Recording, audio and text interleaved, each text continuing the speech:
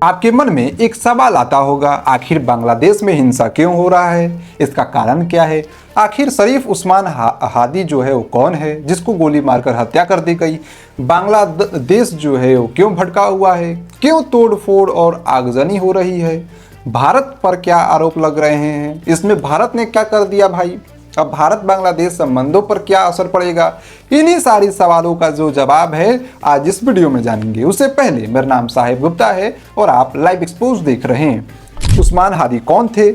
शरीफ उस्मान बिन हादी, जिन्हें उस्मान हादी के नाम से भी जाना जाता था, बांग्लादेश की राजनीति में एक उभरे हुए और अत्यंत प्रभावशाली युवा चेहरा था। वह इंकलाब मंच नामक संगठन के सह-संस्थापक और मुख्य प्रवक्ता था। यह संगठन जुलाई 2024 के उस छात्र आंदोलन के बाद सामने में आया था जब शेख हसीना की 16 साल पुरानी सत्ता को उखाड़ फेंका गया था। उस्मान हादी को 2024 के छात्र विद्रोह के प्रमुख रणनीतिकारों में से एक माना जाता था।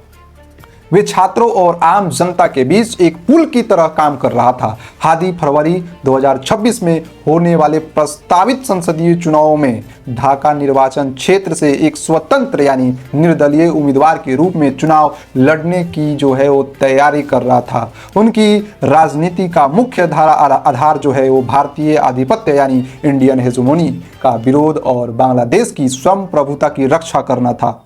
वे शेख हसीना की अवामी लीग के कट्टर आलोचक यानी भारी जो है वो विरोधी था। उस्मान हादी की हत्या की कहानी 12 दिसंबर 2025 को शुरू हुई। 2025 यानी 12 दिसंबर को ढाका के पल्टन इलाके में एक मस्जिद से निकलने के बाद जब हादी एक रिक्शा में चुनावी प्रचार के लिए जा रहा था, तब मोटरसाइकिल सवार अज्ञात हमलावरों ने उनके सिर में गोली मार दी। उन्हें गंभीर जो है वो हालत में ढाका के मेडिकल कॉलेज और फिर बाद में एयर केयर अस्पताल ले जाया गया। बाद में उनकी हालत जब बिगड़ने लगी तो उन्हें सिंगापुर में एयरलिफ्ट कर दिया गया। सिंगापुर चले गए इलाज के लिए। 6 दिनों तक मौत से जूझने के बाद 18 दिसंबर 2025 को सिंगापुर के अस्पताल में उनका निधन हो गया। जैसे ही उनकी मौत की खबर बांग्लादेश पहुंची, देश भर में गुस्से की लहर जो है वो दौड़ गई। बांग्लादेश क्यों भटका, इसको अब समझते हैं। क्योंकि उस्मान हादी की हत्या ने बांग्लादेश में बारूद में चिंगारी का काम किया। इसके कई कारण हैं। प्रदर्शनकारी थे, उनका कहना है कि हादी की हत्या जुलाई क्रांति के विचारों पर हमला है। उनका मानना है कि यह अवामी लीग को दोबारा मजबूत करने की कोशिश है।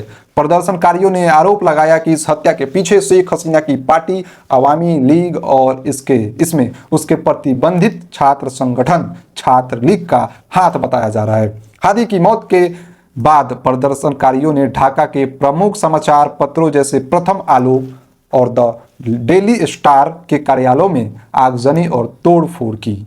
भीड़ का आरोप था कि ये मीडिया संस्थान भारत समर्थक हैं और निष्पक्ष रिपोर्टिंग नहीं कर रहे हैं, ये भारत का समर्थन करते हैं। देश में मॉब लिंचिंग की घटनाएं बढ़ गई। इसी बीच इस निंदा के आरोप में एक हिंदू युवक जिसका नाम दीपू चंद्र दास है, उसको पीट पीट कर हत्या कर दी गई, जिससे हालत और ज्यादा सांप्रदायिक और तनावपूर्ण हो गए।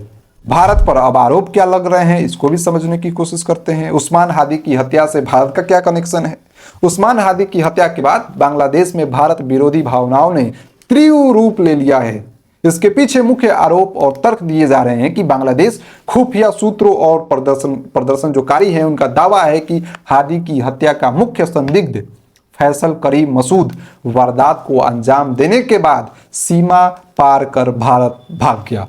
इंकलाब मंच और अन्य कट्टरपंथी संगठनों का जो आरोप है कि इस हत्या की साजिश जो है वो भारत में रची गई थी।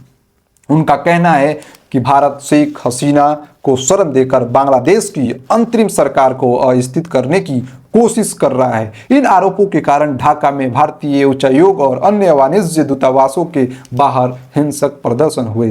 प्रदर्शनकारियों ने मांग की है कि भारत हत्यारे को प्रत्यर्पित करे, यानी बांग्लादेश को जो है वो लौटा दे। बांग्लादेश के कुछ नेताओं ने खुलेआम आरोप लगाया कि उस्मान हादी की हत्या भारतीय खुफिया एजेंसियों की एक सोची समझी साजिश थी, क्योंकि ये भारत विरोधी आवाज थे। भारत बांग्लादेश संबंधों पर असर क्या पड़ेगा, इसको भी समझ लेते हैं। क्योंकि जब हिंसा हो रही है बांग्लादेश में, तो इससे भारत में क्या असर पड़ेगा। इस घटना ने दोनों देशों के संबंधों को पिछले कई दशकों से सबसे निचले स्तर पर पहुंचा दिया है।